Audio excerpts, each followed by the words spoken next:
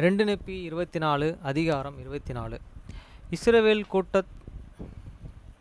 கூட்டிச் சேர்க்கப்பட்டு 1000 வருஷம் இளைப்பாறுதலே மகிழ்ந்தாள். காலம் செய்ததால் லூசிப்பர் பரலோகத்திலிருந்து துரத்தப்பட்டான். இஸ்ரவேலிலே பாபிலோன் உலகம் மேல் ஜெயம் கொள்ளுதல். ஏசாயா 14 ஒப்பிடவும். ஏறக்குறைய கிமு 559 முதல் 545 வரை. வசனம் 1. கர்த்தர் யாக்கோபுக்கு இறங்கி பின்னும் இஸ்ரவேலையே தெரிந்து கொண்டு அவர்களை அவர்களின் தேசத்திலே குடியேற்றுவார்கள்.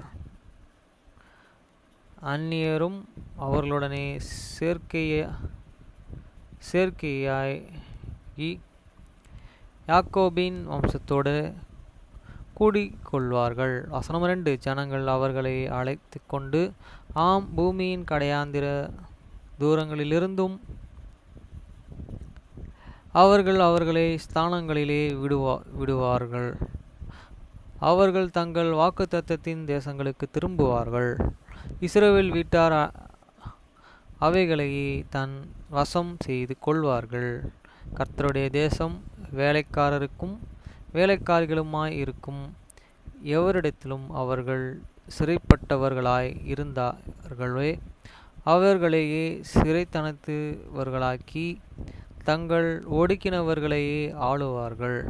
வசனம் 3.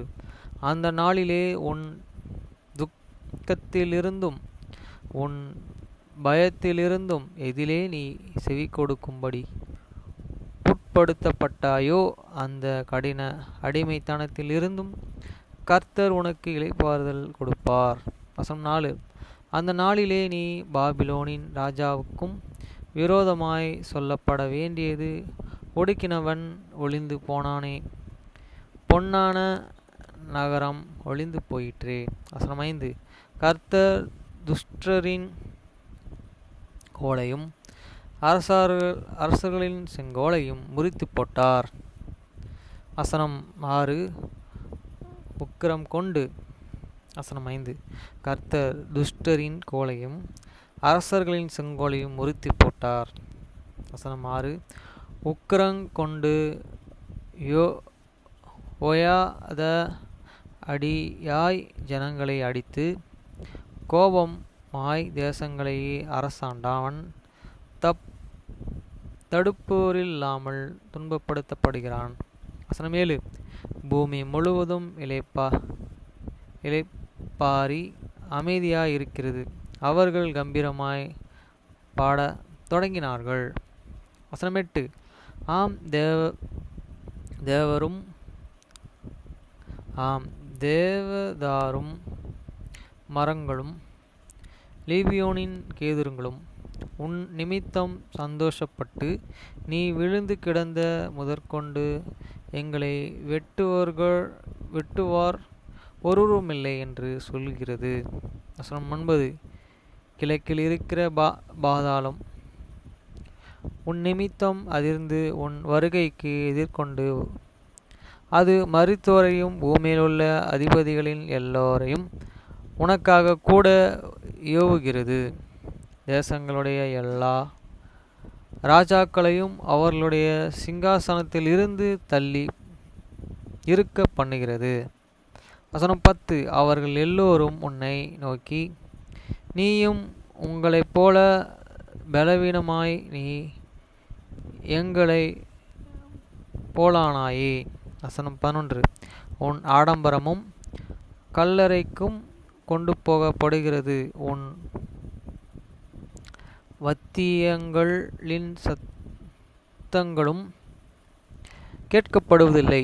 உனக்கு கீழே புழு படர்ந்திருக்கிறது. உன்னை புழுக்கள் மூடி இருக்கிறது. வசனம் 12. லூசிப்பர் விடியற்காலையின் மகனே, நீ வானத்திலே இருந்து விழுந்தாயே. தேசங்களை இனப்படுத்தி நாயவனாய் நீ தரையிலே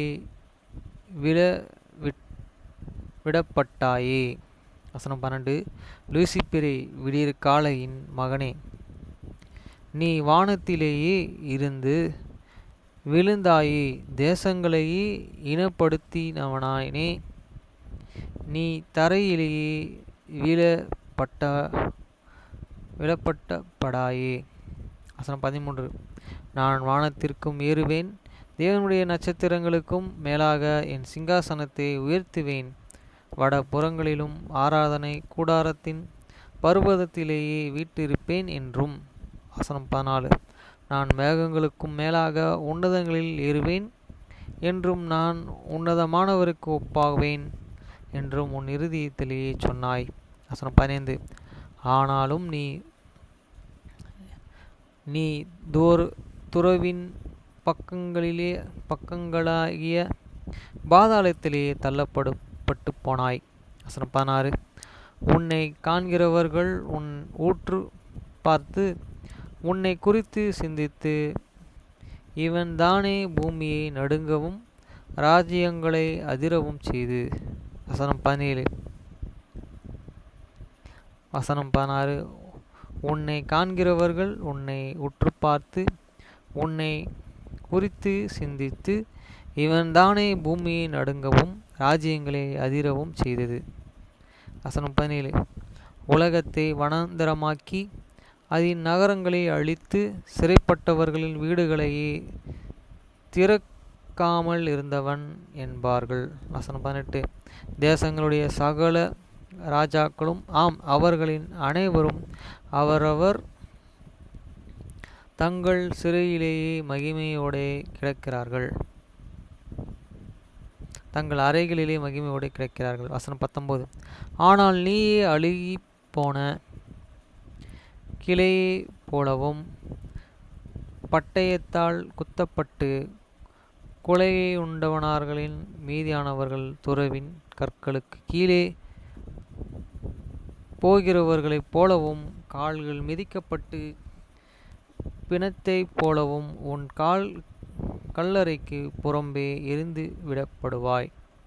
வசனம் 20. அடக்கம் பண்ணப்படுவதில் நீ அவர்களுடனே சேர்ந்திருக்க மாட்டாய், ஏனெனில் நீ உன் தேசத்தை அழித்தாய், உன் ஜனத்தை கொன்று போட்டாய். தீமை செய்கிறவர்களுடைய சந்ததி ஒருபோதும் பேர் போவதில்லை. வசனம் 21. அவன் புத்திரர்கள் எழும்பி தேசத்தை சுத்திகரித்து கொண்டு உலகத்தின் மேற்பரப்பை பட்டணங்களாலே நிரப்ப படிக்கும், அவர்களுடைய பிதாக்களுடைய அக்கிரமத்தின் நிமித்தம் அவர்களை கொலை செய்ய யுத்தம் பண்ணுங்கள். வசனம் 22. ஏனெனில் நான் அவர்களுக்கு விரோதமாய் எழும்புவேன் என்று சேனைகளின் கர்த்தர் சொல்கிறார். பாபிலோனுடைய பேரை, அதன் மீந்து இருக்கிறதையும் புத்திரனையும்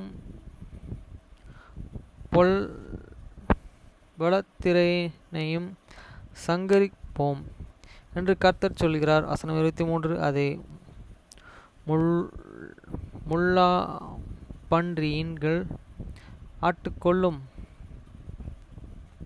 இடமாகவும் தண்ணீர் நிற்கும் பள்ளத்தாக்குமாகிய அதை சங்கரம் என்று துடைப்பதினால் பெருகி விடுவேன் என்று சேனைகளின் கர்த்தர் சொல்கிறார். வசனம் 24. சேனைகளின் கர்த்தர் ஆணையிட்டு சொன்னதாவது, நான் நினைத்து இருக்கிறபடியே நடக்கும், நான்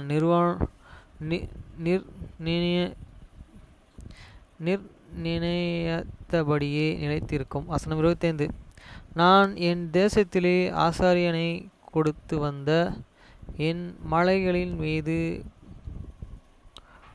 கழுக்கு கீழே மிதித்து போடுவேன். அப்பொழுது அவன் நுகம் அவர்கள் மேலிருந்தும் விலகி அவன் சுமை அவர்கள் தோளிலிருந்து நிற்கும். வசனம் 26. பூமி அனைத்தின் மேலும் நிர்ணயிக்கப்பட்ட யோசனை இதுவே, சகல தேசங்களிலும் மேலும் நீட்டப்பட்டு இருக்கிற கையும் இதுவே என்றார். வசனம் 27. சேனைகளின் கர்த்தர் அப்படி நிர்ணயித்து இருக்கிறார், யார் அதை வியத்தமாக்குவான். அவருடைய கை நீட்டப்பட்டு இருக்கிறது, யார் அதை திருப்புவான்? வசனம் 28. அகசர் ராஜா மரணமடைந்து வருஷத்தில் உண்டான வாரம் என்னவென்றால், வசனம் 29. முழு பெலஸ்தியாவே, உன் அடித்த அவனுடைய கோல் முறிந்து களிப்பாயிராதே, ஏனெனில்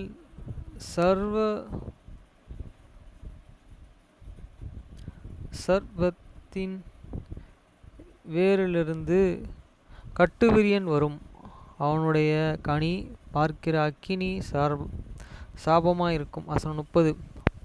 சிறுமையானவர்களின் தலை பிள்ளைகள் திருப்தியாய் சிந்தித்து எளியவர்கள் சுகமாய் படுத்திருப்பார்கள். உன் தேவரீர் பஞ்சத்தினாலே சாக பண்ணுவேன், உன்னை மீதியானவர்கள் அவன் கொன்று போடுவான். வசனம் 31. வாசல் அலறு, நகரமே கதறு, பெலஸ்தியாவே நீ முழுவதும் கரைந்து போகிற, எண்ணெயால் வடக்கே இருந்து